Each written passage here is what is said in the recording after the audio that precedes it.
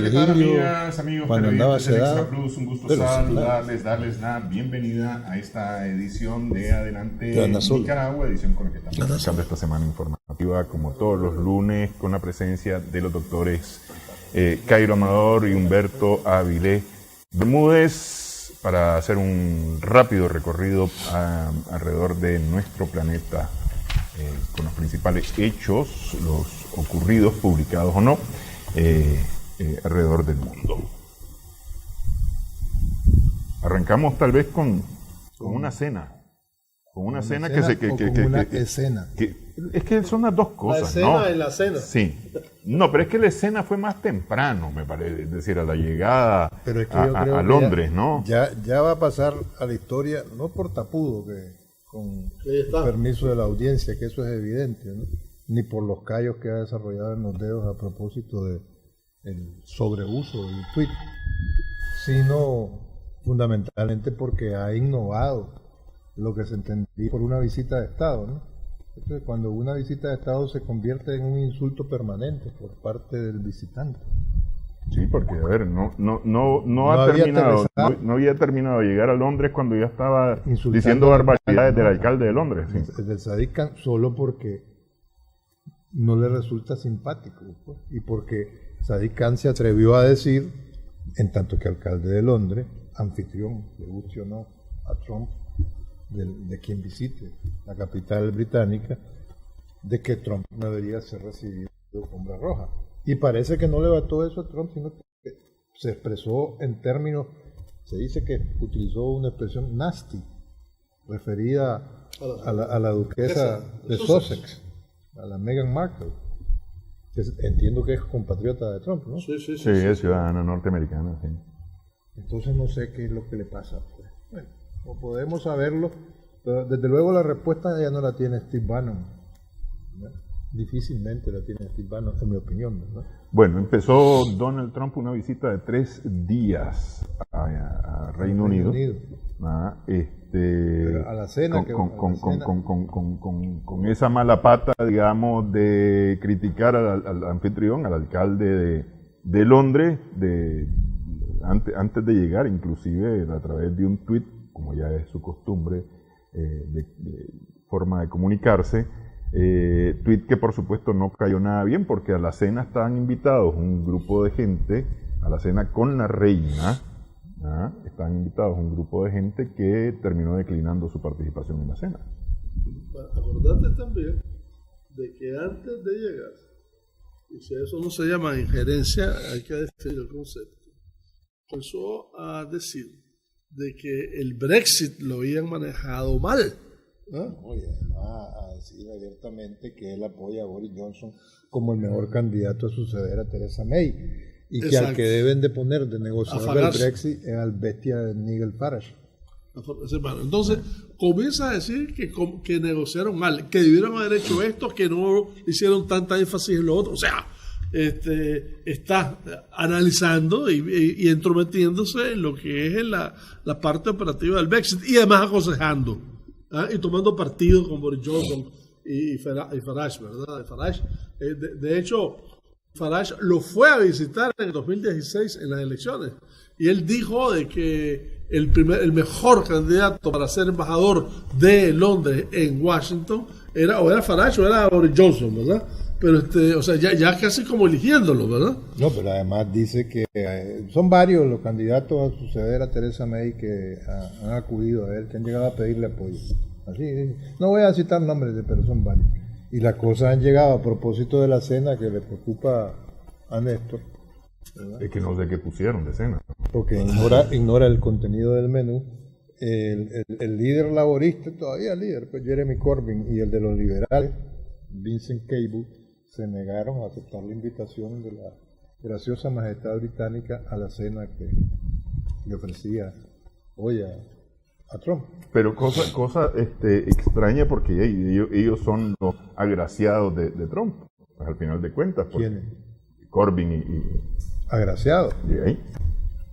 No es por Corbyn que él está haciendo comentarios. ¿Por Corbyn? No, hombre. No. Básicamente es por Johnson y por Farage, ¿verdad? Él está identificado con todo eso. Pero es decir, al momento de criticar Brexit y demás, No, pero es que Criticar Brexit porque no por el hecho del Brexit, sino porque lo están haciendo mal, lo hubieran hecho más intenso, más... no, y él es crítico de los laboristas, llámese, ¿cómo se llama? sea. El líder laborista. ahora va a reunirse con la May. si la May- Por eso, según algunos analistas, hacer nada, absolutamente La May se nada, va del poder después de eso. Si la porque May no dimitió la solo May- para cumplir así protocolariamente con recibir ¿qué es eso? a su invitado La favorito. May prácticamente ya no es primer ministra. Pero bueno, veámonos tres cosas aparte de estas cuestiones que son pintorescas. Es el primer viaje de Trump a Estados Unidos después de las elecciones de la Unión Europea que vinieron a traslocar su posicionamiento político y su posicionamiento de cara a cantidad de problemas de la Unión Europea. Pero mi opinión es tan torpe diplomáticamente hablando, que además bueno, se postergó más de una vez esta visita de Sí, Estado. sí, porque Pero además la visita, fue muy criticada después de los resultados de las elecciones europeas, donde resultaron, valga la redundancia, electos 73 diputados británicos que van a dejar de serlo antes de que termine el año en curso. Porque en el momento que Gran Bretaña Se va. salga por la vía rápida, con o sin acuerdo, se acabaron los diputados. Entonces, Así es. quiero decir, hace una visita de Estado a su aliado tradicional, sí es cierto, Gran Bretaña, pero cuando menos peso tiene Bretaña en Europa. Pero, además, el tema principal, no solamente, olvídate de Gran Bretaña, el resto, porque podemos ir a Francia, ¿verdad?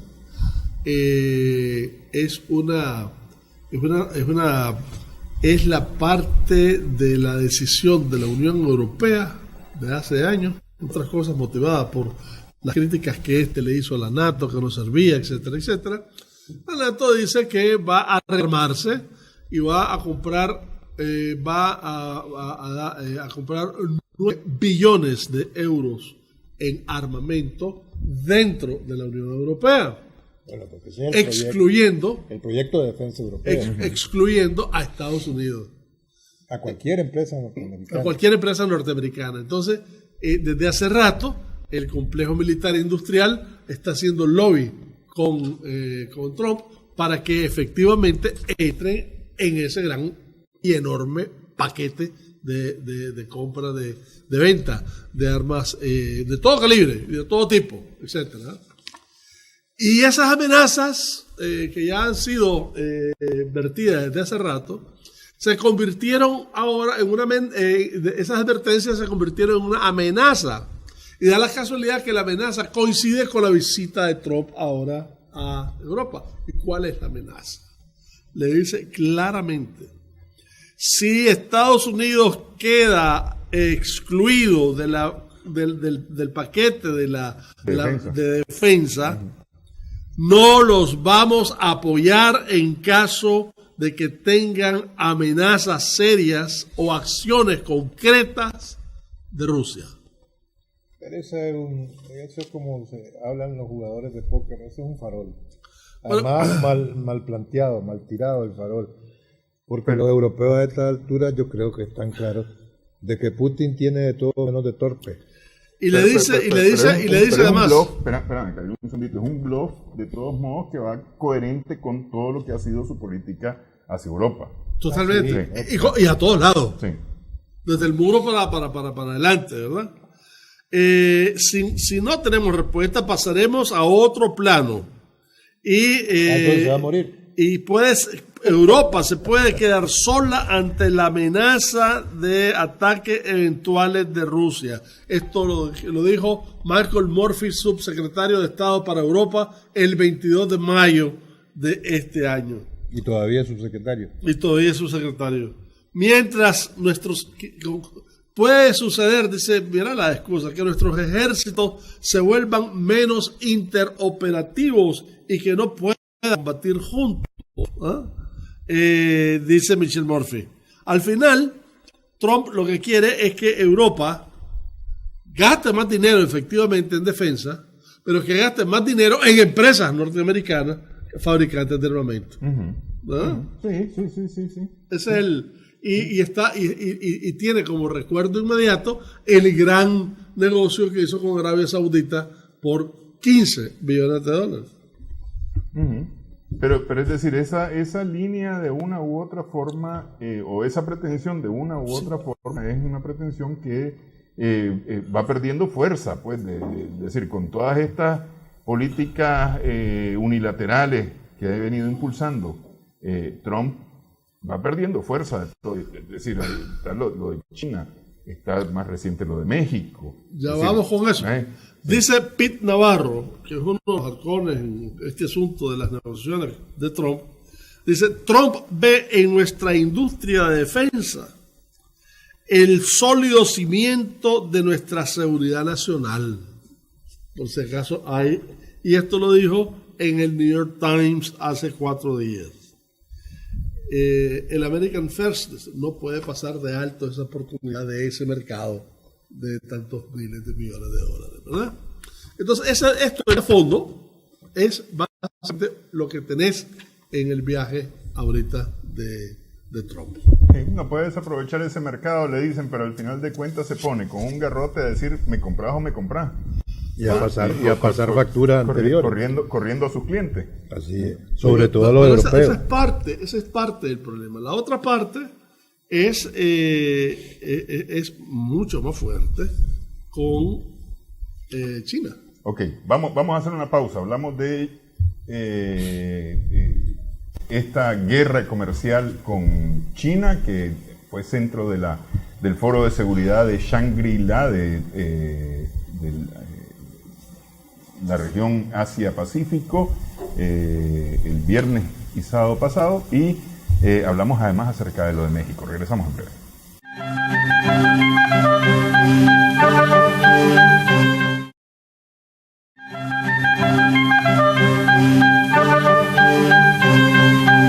Seguimos en esta edición de Adelante Nicaragua. Este viernes arrancó durante el fin de semana, estuvo sesionando el Foro de Seguridad de Asia-Pacífico en Shangri-La, en Singapur.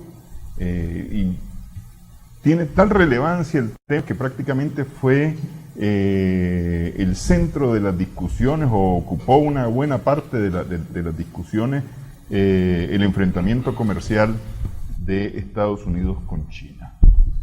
El enfrentamiento comercial y posiblemente el militar. Hombre, o sea, las implicaciones tecnológicas de las tierras raras que comentábamos. Exacto. ¿Ah? Sí, o sea, olvídate de la parte comercial. Esto, la verdad que yo no he estado al tanto ni he leído nada que haya sido tan turbulento, que haya puesto la situación tan tensa como lo que pasó este fin de semana en Shangri-La, ¿verdad? No es jugando.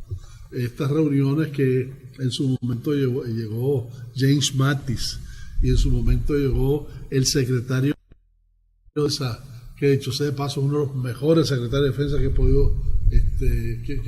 podido observar en los últimos tiempos, que es Ashton Carter, ¿verdad?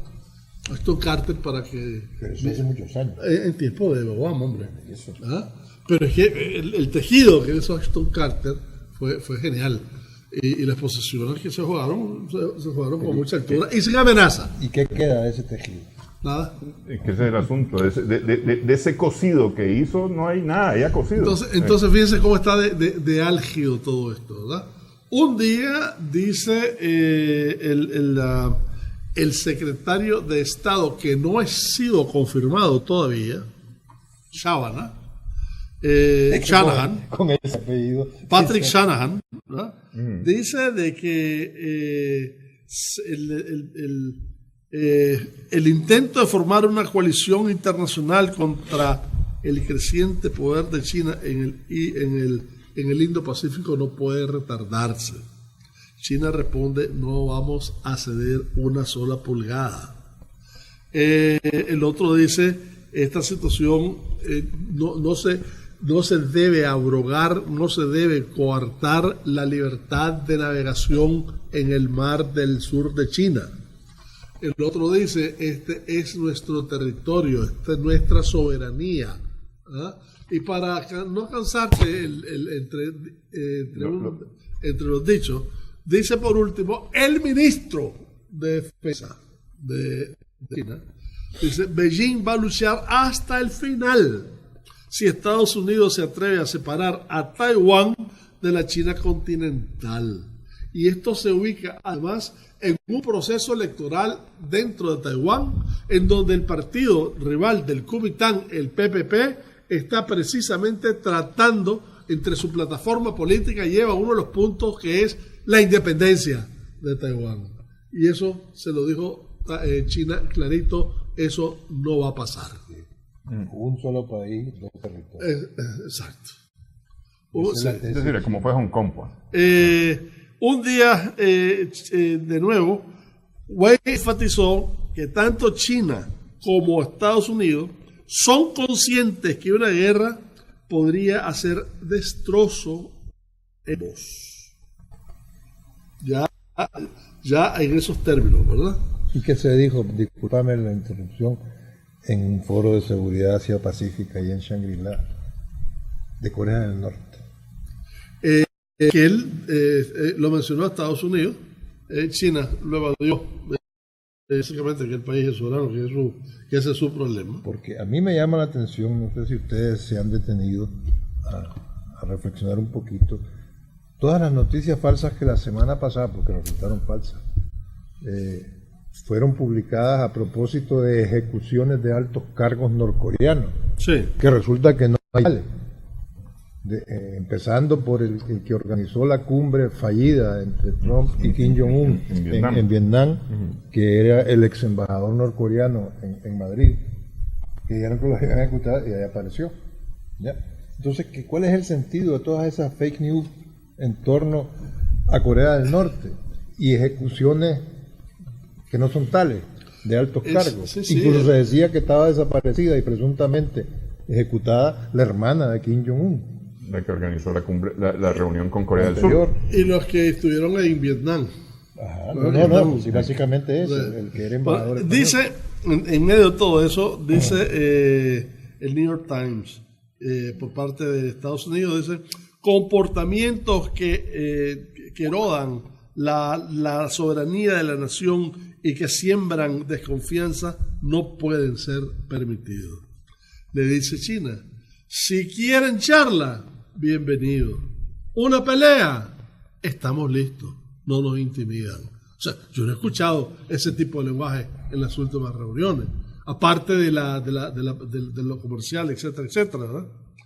Aquellos contestan: Estados Unidos no buscan el conflicto, pero no lo evadimos tampoco. O sea, estás en una ronda. Pero un concurso de blog. Sí, porque eso me suena, lo que harían los chavalos al que escupa primero. Pues. O de Chilobo primero. Pero así han comenzado varias guerras, fíjate. Así, entre habladito y amenazadito. Solo es una chispa. El Papa Francisco lo dijo ya hace rato. La Tercera Guerra Mundial empezó... Encima foco, gran parte del asunto son las 3.000 acres de tierra que han formado alrededor de los arrecifes y de los caos, etcétera. 3.000 acres que la tienen ya armada, con barcos alrededor, con aviones, con misiles, con gente, y que dicen: esta es tierra de China, esta es parte de nuestra... Mar de China. Este es nuestra soberanía. Y aquellos le contestan: esa tierra será de ustedes, pero el mar es internacional, ¿verdad? Por eso es que la provocación es taiwanesa desde la perspectiva china sobre la navegación. Exacto.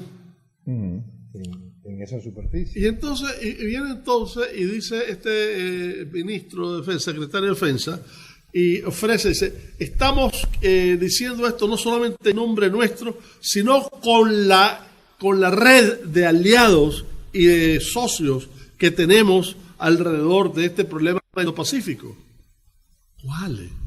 Si China es el principal socio comercial de todos ellos. Dice el de Australia. Ese discurso me parece un tanto decepcionante. Dice otro: esta integración que está hablando no la conozco. Nosotros queremos a Estados Unidos, dice el de Malasia, pero también queremos a China. ¿Ah? O sea, los vecinos, y te estoy hablando de los más importantes, no están soportando por lo menos lo que es, salvo quizás Japón, ¿verdad? Que Japón también tiene una posición muy complicada y que, dicho sea de paso, a Japón Trump estuvo la semana pasada. ¿Ah? ¿Y estuvo Japón en Shangri-La? Estuvo Japón en Shangri-La, pero la vez pasada tuvo una posición mucho más concreta que en esta ocasión. En otras palabras, este es un foco caliente en el mundo, que además le tenés que agregar la parte de la guerra comercial. De nuevo, guerra comercial que está en contra de todos los postulados de libre comercio auspiciados por la Organización Mundial de Comercio. ¿Ah? En el sentido que le está prohibiendo a toda una serie de compañías privadas, por razones no comerciales, que efectivamente se involucren en acciones comerciales. Eso, junto con lo que está pasando con Irán, que es lo mismo, junto con lo que está pasando con México, que lo vamos a hablar más tarde también, es lo mismo. Estados Unidos es el mayor agresor del comercio mundial, del comercio libre y de la regulación del comercio internacional, hoy por hoy. Ese es el mayor síntoma de debilidad o de declive ya imparable de la hegemonía imperial norteamericana. Cuanto más unilateral sea la posición que enarbola Trump, más débil veo yo al imperio. Cuanto más impositiva, más débil.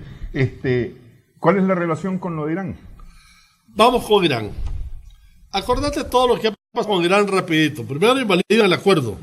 Luego hay un despliegue de barcos, incluyendo un portaaviones. Luego hay un despliegue de tropas. Envían tropas al Medio Oriente. Hay una prohibición, de nuevo, hay una prohibición de trato comercial al sector privado con Irán. La prohibición es, digamos, la prohibición consiste en que le dicen, vos, Piper, tenés relaciones con Irán, perfecto, seguirlas teniendo, pero sabelo, que si seguís teniendo relaciones con Irán, a mi mercado no te metes. ¿Ah? Y como el mercado de la Piper, el mayor mercado de la Piper es Estados Unidos, se retira. Igualmente la Volkswagen, igualmente Renault, igualmente BP, igualmente Airbus, etcétera, ¿no? ¿Y qué es eso? De nuevo, una injerencia y una violación a las leyes del comercio internacional. ¿Para qué está la OMC entonces? ¿Ah? Bueno, y sigo. Prohibición de comprar petróleo a Irán. Lo está aislando. Pompeo dice de que en poco tiempo van a ver a un Irán quebrado, con una economía en cero. Ya les dijeron que si siguen ese plan van a incendiar el Golfo de México. Y bueno, encima... Pero bueno, eso va a llevar a la ayuda humanitaria, porque es decir, llegará la ayuda humanitaria norteamericana. Así como llegó a Venezuela, a la frontera colombiana con Venezuela, va a llegar ahí. No confíes mucho en esa ayuda americana. Aquí también la están pidiendo. Alguien en Costa Rica dijo, cuando pase todo esto en Nicaragua viene la ayuda americana, y no es cierto. No andan creyendo en pajaritos preñados. Como toda la que le dieron a doña Violeta. Exacto.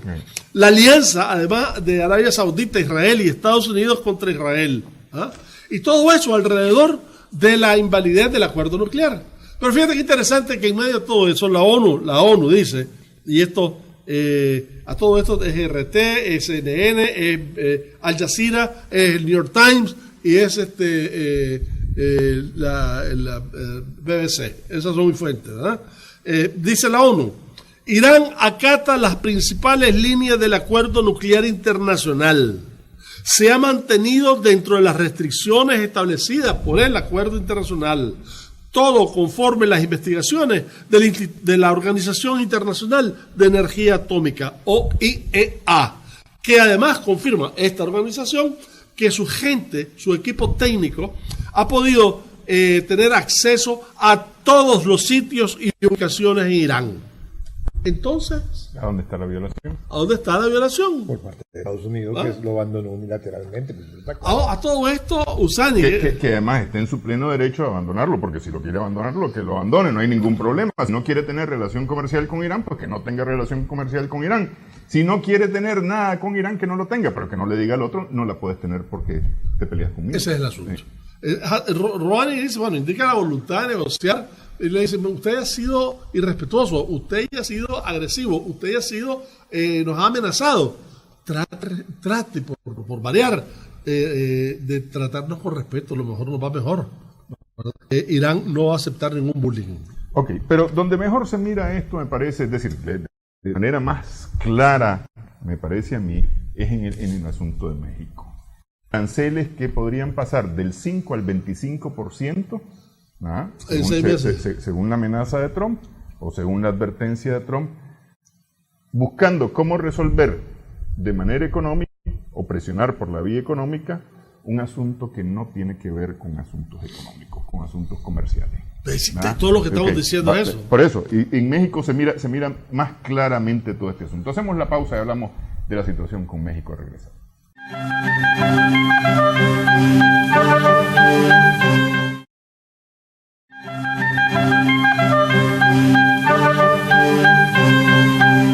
Seguimos en Adelante Nicaragua en Extra Plus.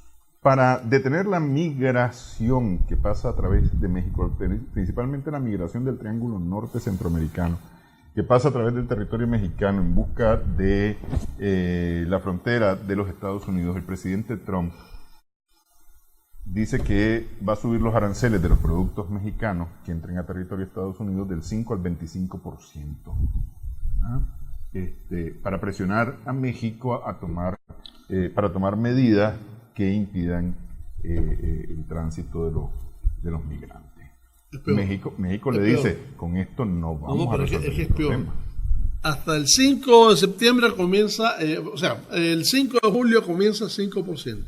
Si para agosto seguimos la misma situación, 10%. Si para octubre seguimos la situación, 15%. Y así va hasta el 25%. ¿Ah? O sea, es escalonado. Sí. Pero bueno, de nuevo, ¿y para qué renegociaron el TLC? Que pasaron 6 meses renegociándolo. ¿Y para qué existe la OMC? Mira, China, Teherán, China, Irán y México, los tres están conectados en el mismo problema, en términos de comerciales. Están siendo víctimas de una politización del comercio internacional, que es precisamente una de las graves lesiones que vos podés infringirle al esquema de la Organización Mundial de Comercio.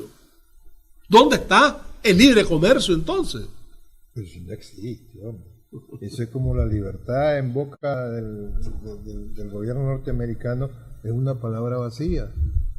¿Cómo puede hablar de libertad quien es el principal violador de derechos humanos en la historia reciente de la humanidad?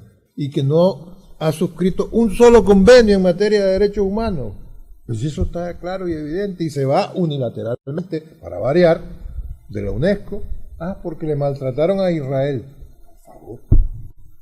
Entonces, porque le maltrataron a Israel porque declararon Jerusalén como un territorio, como una zona históricamente cultural, ¿no? O de valor cultural. ¿Sí? Entonces, ¿qué pasa? Que ahora los derechos humanos son un chicle moldeable a la voluntad del inquilino de turno de la Casa Blanca. Pues no sé, pues si ya estamos a esa altura. Entonces, ¿qué podemos esperar del comercio mundial?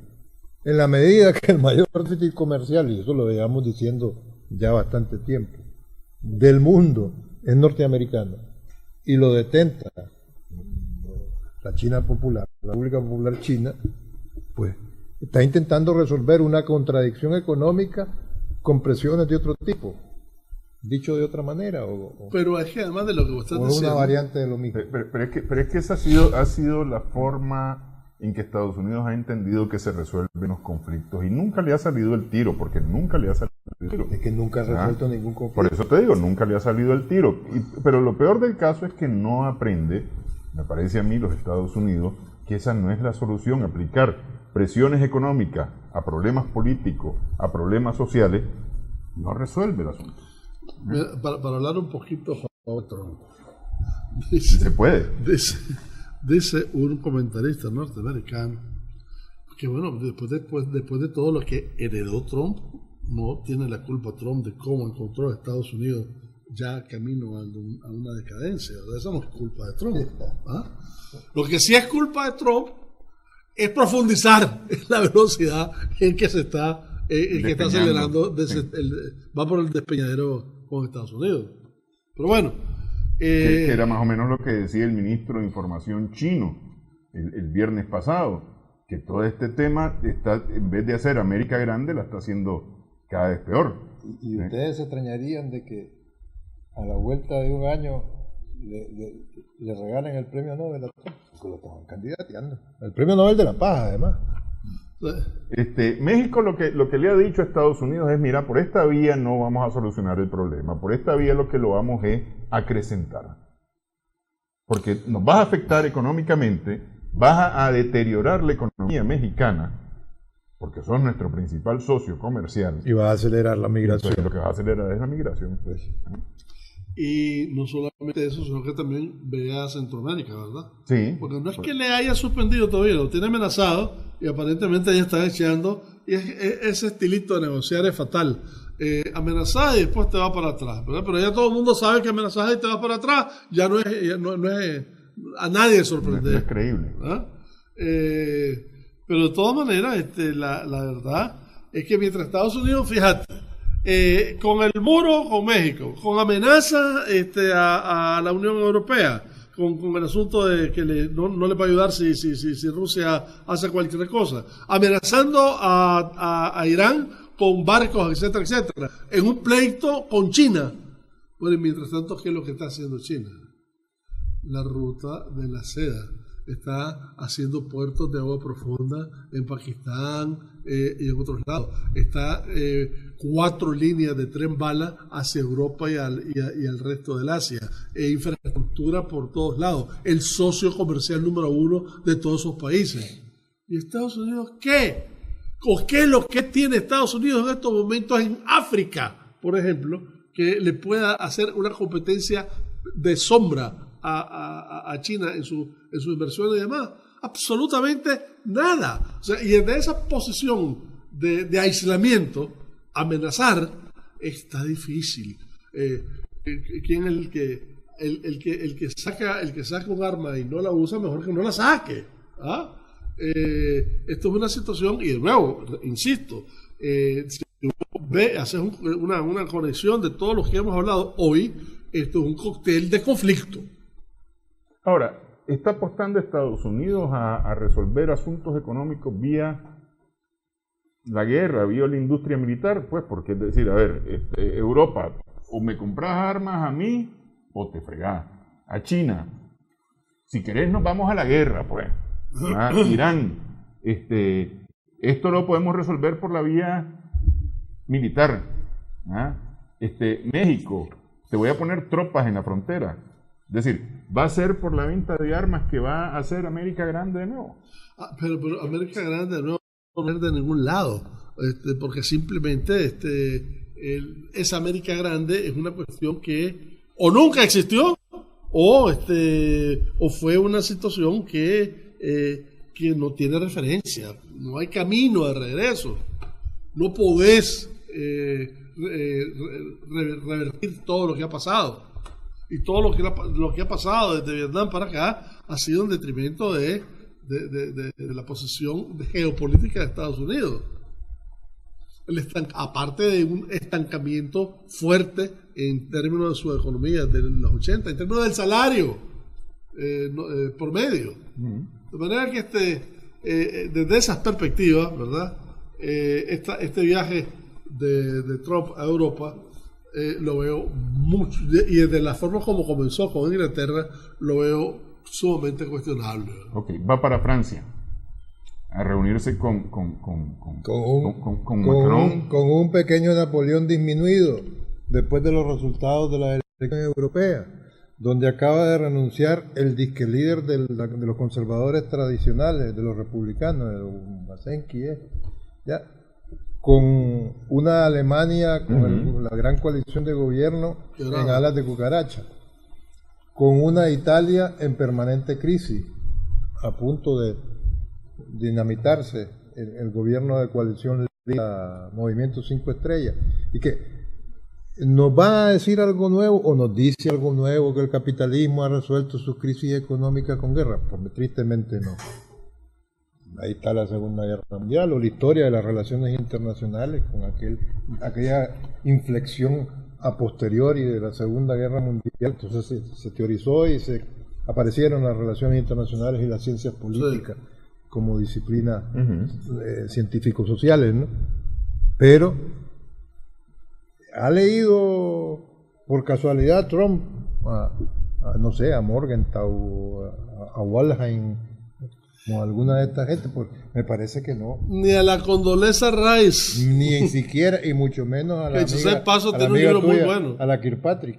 A la Kirkpatrick, bueno, y ya no digamos a la Madeleine Albright con su libro sobre el fascismo último, ¿verdad? Entonces, pues no sé. Habría que ver los ecos del discurso de la señora Merkel que anda despedida por Harvard. Sí. Después del terremoto en la coalición. Después del terremoto. Lo que pasa es que de nuevo. Ahora, aquí hay un elemento que quizás nos dé una pequeña sorpresa. ¿Cuál va a ser en medio de este periplo por todos estos países de Trump? ¿Cuál va a ser el aporte de Bannon, que ya estaba desde hace rato en Europa? Está por verse. Está por verse. Quizás ninguno. Porque no va a Italia. Sí. Entiendo que no va a Italia. Va a Italia, que es donde él está bien. Y si va a Francia, donde él no está muy bien con Bannon, no se lleva muy bien con la Le Pen. O al menos públicamente. O al menos públicamente, sí. Al menos públicamente. Solo hace falta que desde París se vaya a Hungría, ¿no? Sí. A verse como Orbán, a lo mejor. Y a Polonia. Bueno, antes de irnos a la pausa, un hecho en Europa que no podemos dejar pasar es la idea de llevar por crímenes de lesa humanidad por la cantidad de muertos. ¿Cuántos son? No, pero no es la idea. Son más de 14.500 personas han muerto en 2 años. En el Mediterráneo. En el Mediterráneo. Entre enero del 2014, entre enero del 2014 y julio del 2017. Y 40.000 personas en ese mismo trayecto norte de África y costa europea, mediterránea, han sido interceptados, o sea, transferidos a campos de concentración. No se puede calificar de otra manera, bien sea en el mar Egeo o en la propia Libia, ¿no? Y entonces lo que hay es ya un escrito de un grupo de abogados internacionalistas o internacionales que se presentaba el día de hoy ante el Tribunal Internacional de Justicia de La Haya, acusando a la Unión Europea de delitos de lesa humanidad por sus políticas migratorias. Porque a pesar de todas las advertencias y las investigaciones previas a la presentación de este escrito, la Unión Europea ha seguido colaborando con Libia. Da igual si es quien está en Trípoli o quien esté en las costas.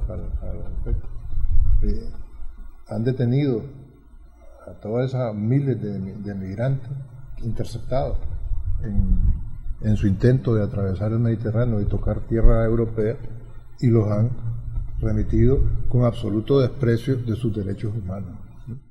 Entonces, que si va a prosperar o no, está por verse, pero es un llamado de alerta que internacionalmente no hay que perder. Volvemos a un argumento que hemos utilizado en más de una ocasión.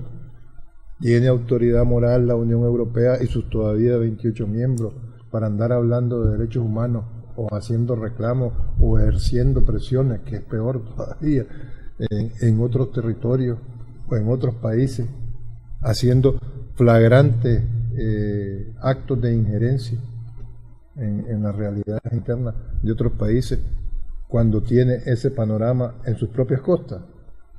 No debemos de ver el siguiente capítulo. Bueno, y lo que es bueno para el ganso es bueno para la gansa, dice el dicho, ¿no? Y además, en medio de todo eso, con las relaciones con el Medio Oriente, ¿verdad? Que no son absolutamente nada conducentes a detener o a respetar a los migrantes. No, y además, volvemos otra vez. El mayor proveedor de armamento para para ti, que es el mayor violador de los derechos humanos del Medio Oriente. Bueno, y ahí está. ¿Cuántos millones? ¿Cuántos miles de millones? 12. No, hombre, 15 billones. 15 billones. 15 miles de millones de dólares. Sí, o sea, sí. Una cosa, es el mejor. Es más, dentro de esta reunión que hubo en la Meca, ¿verdad? El hecho de Kobayashi no se mencionó por ningún lado. ¿Cómo es que se llama? ¿No? Del periodista. Del periodista Kobayashi. Es más, Erdogan no llegó. Khashoggi. Erdogan no llegó y tampoco llegó el presidente del Líbano, dicho sea de paso. Bueno, hacemos pausa. Nos acercamos más a Nicaragua cuando regresemos.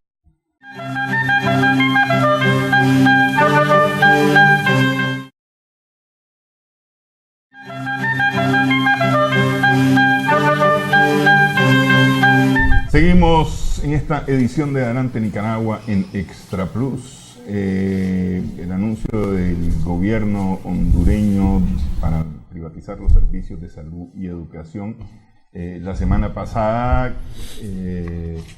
despertó un movimiento de protestas que se ha extendido durante el fin de semana y continúan todavía este lunes en territorio hondureño, pidiendo, ya no es el asunto en contra de la privatización, sino que además se está pidiendo nuevamente, porque nuevamente en las protestas sale el tema de revisar las elecciones. De revisar las elecciones o que renuncie el gobierno del presidente Juan Orlando Hernández. Agregarle que hace 4 o 5 días se abrió en Nueva York un juicio por lavado de dinero y por Esos son reminiscencias, más que reminiscencias, coletazos de Odebrecht. No, además droga, ¿verdad? No, sí, narcotráfico. Narcotráfico. En el que está metido un hermano, ¿no? Un y pariente. Él, directamente, el Jo, ¿verdad? Entonces, esa ambientación, agregarle todo la cantidad de marchas y cosas que hubo cuando la elección, la posesión de Nasrallah, que era el liberal, que en un momento determinado se fueron hasta Washington. Cuando las calles de Tegucigalpa y de San Pedro estaban con toda la gente, con todo el movimiento de allá, Nasrallah desde Washington aceptó las benditas elecciones y eso bajó la temperatura. Pero, o sea, el movimiento estaba en la calle. Sí. Sí. Y evidentemente a eso quedó con muchas situaciones que no se resolvieron, ¿verdad? Y que de alguna manera se han desarrollado más o menos subterráneamente y que de repente explota. Es que, la explosión. Es que habría que recordar que en Honduras el tema del asesinato de líderes sociales iba cerca de uno y algo muertos por día, líderes sociales asesinados por día, es decir, alrededor de 2 cada 3 días, 2 cada... Aquí en este programa, en una ocasión, hablamos del asesinato de Berta Cáceres. Que es uno de los más sonados. Y mostramos incluso en Le Monde Diplomatique un artículo de página y media sobre la muerte de ella y la muerte de otros compañeros de ella alrededor del movimiento ambientalista. Sí. Ya no digamos de periodistas también. Justamente. De manera que esos son elementos que vienen de arrastre y que están en estos momentos sin respuesta. Y ahora, el movimiento sindical del sector salud y del sector educación son fuertísimos en Honduras. Sí. Y el hecho de privatizar vía decreto, ¿verdad? Me parece un gesto me parece un acto de poca racionalidad política, porque básicamente lo que estabas haciendo es imponiendo. Y ahora decir que estás abierto a las negociaciones, pues como que estás poniendo los bueyes detrás de la carreta, ¿no? Yo solamente acotar, si acaso, que muchas de las imágenes de la represión hondureña tras las elecciones cuestionadas del presidente Juan Orlando Hernández y Nasrallah fueron puestas en Nicaragua, imágenes de esa represión fueron puestas en Nicaragua el año pasado, responsabilizando al gobierno de Nicaragua por esas imágenes. Es decir, en Cholula, en una cantidad de noticias falsas que ocurrieron el año pasado, y donde se mira el ejército hondureño disparando y matando gente. Pues te cuento, de hecho, ya que estás hablando de los materiales de fotografía que se usaron de otros países, usaron incluso de México, una fosa común, usaron de Afganistán, pleitos de la... pero la CIDH no ocurre darse una vuelta por Honduras. Un muerto había ya, por lo menos el viernes pasado había un muerto en las manifestaciones o en las protestas en Honduras, ¿no? Y eso nos lleva a El Salvador, porque el presidente Juan Orlando Hernández no fue invitado a la toma de posesión este sábado de Bukele. Ni el presidente Ortega tampoco. Pero estaban Mel Zelaya, Evo Morales y el vicepresidente cubano. Bueno, pero en cualquiera de los casos, en términos estrictamente de protocolo, siendo que existe una integración centroamericana. No, que hay relaciones oficiales. Que hay relaciones oficiales. Que está el SICA, me parece un acto torpe, para comenzar. Puede decirse que por la víspera se saca el día en las relaciones que va a tener El Salvador con los países centroamericanos. O el gobierno de Bukele con... Esto está aupando a una serie de políticos nicaragüenses a pedir desde la toma de posesión que ya asuma una posición dura contra Nicaragua. O sea, un tanto fuera de tono. Bueno, hay una reunión del SICA esta semana, ¿no? Sí. Una cumbre del SICA en Guatemala. El caso es que efectivamente hay una nueva situación en El Salvador, que el tipo ganó con más votos de lo que Arena y el FMLN juntos sacaron. Eso es una realidad. Eso le da un buen empuje, le da un buen comienzo, pero si lo sabe mantener. Pero es que en el legislativo no la tiene así. En el legislativo tiene 10 de 84. Así es. Tiene 10 representantes de 84 que componen el legislativo. Y tiene que tomar en cuenta que efectivamente tiene limitaciones, y las limitaciones están precisamente en el legislativo. Uh-huh. Porque ese es uno de los asuntos, porque él ha hecho varias promesas en la toma de posesión.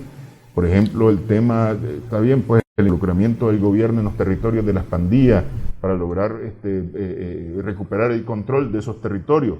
Ese es vía ejecutivo, pero las medidas sociales, que por cierto el FMLN le pidió que detalle cuáles son las medidas sociales, las medidas económicas que piensa implementar, porque ha hablado ¿cuál es su plataforma? Ha hablado del trago amargo que tienen que pasar ahora los salvadoreños para recuperar la parte económica. Entonces el FMLN le dice, bueno, a ver, ¿cuál es ese trago amargo? Explícalo. Y eso va a tener que pasar por el legislativo. Pero además las reformas fiscales, la reforma de educación, la reforma económica, todo va a pasar por el legislativo. Y ahí es donde, si no se la juega bien, va a tener su tope, pues. Sí. Ahora, eso no quiere decir que ya lo tenga de entrada, quiere decir que necesita ser flexible, necesita acumular. Dice que él va a ser el presidente de todos los salvadoreños, perfecto, que así lo sea, pero todos los salvadoreños tienen diferentes tipos de representación en el legislativo. Uh-huh. De momento ha demostrado escaso tacto diplomático a propósito de las no invitaciones que ya mencionamos, ¿no? Si eso va a tener su correlato a nivel interno, entonces lo tiene más que crudo, ¿verdad? Por no decir negro. Y no digamos a nivel de las relaciones. Sí. Especialmente con sus dos fronteras en el Golfo de Fonseca. Con Honduras y Nicaragua, justamente. Sí. Y donde comparten lo que se conoce como el trifinio en el Golfo de Fonseca, que es administrado por los tres países. Además tiene elecciones ya su vecino país de Guatemala dentro de 15 días, que tampoco está muy clara.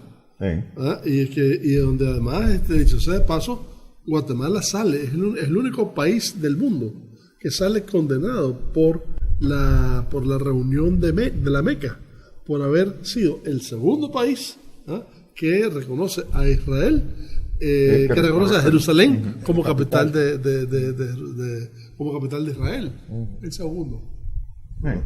Sí, porque el primero fue Estados Unidos y lo condenaron a Estados Unidos en la Meca. Por supuesto. Y luego Brasil, Bolsonaro lo echaron para atrás porque tenía unas contradicciones, sobre todo con el ejército, etcétera, y lo que hizo fue va a poner una oficina de comercio. Lo que pasa es que Brasil tiene una comunidad judía bien fuerte. No, y además tiene una posición muy encontrada. Mira, el 64% de apoyo que tenía Bolsonaro hace 2 meses, ahora es 47%. Y el 15% que decía que el país va mal, ahora es 35%. O sea, bajaste 17 por un lado y subiste 18 por el otro. O sea, la situación ya no es la misma. Y encima de eso, en Brasil hubo unas manifestaciones multitudinarias hace 3 semanas porque el tipo se le ocurrió, entre otras cosas, eliminar las clases de filosofía y de sociología. Porque en la universidad. En la universidad, porque el contribuyente no está dando plata para ese tipo de materia, por favor. Y a la semana siguiente vino unas manifestaciones multitudinarias también en contra de la Asamblea, pidiéndole a la Asamblea casi de que deje por regir por decreto a Bolsonaro. Y eso solo me acordó de un señor que se llamaba Benito Mussolini, allá por 1922-24, con aquella marcha que salió siendo primer ministro. O sea, la situación en Brasil está sumamente delicada también.